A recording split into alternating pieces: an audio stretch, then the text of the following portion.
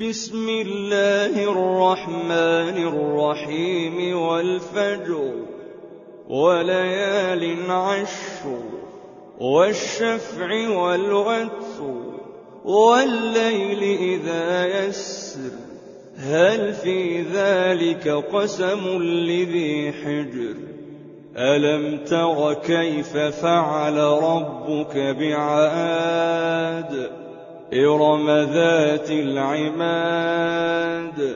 التي لم يخلق مثلها في البلاد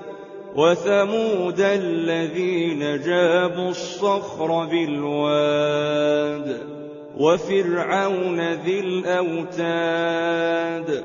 الذين طغوا في البلاد فأكثروا فيها الفساد فصب عليهم ربك سوط عذاب إن ربك لبالمرصاد فأما الإنسان إذا ما ابتلاه ربه فأكرمه ونعمه فيقول ربي أكرمن وأما إذا ما ابتلاه فقدر عليه رزقه فيقول ربي أهانن كلا بل لا تكرمون اليتيم ولا تحاضون على طعام المسكين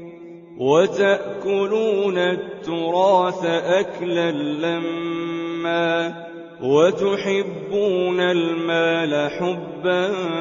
جما كلا إذا دكت الأرض دكا دكا وجاء ربك والملك صفا صفا وجيء يومئذ بجهنم يومئذ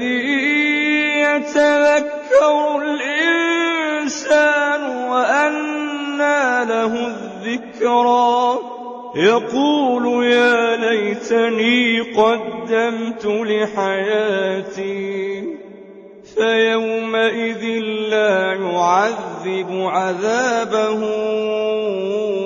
أحد ولا يوثق وثاقه أحد يا أيتها النفس المطمئنة ارجعي إلى ربك راضية مرضية فادخلي في عبادي وادخلي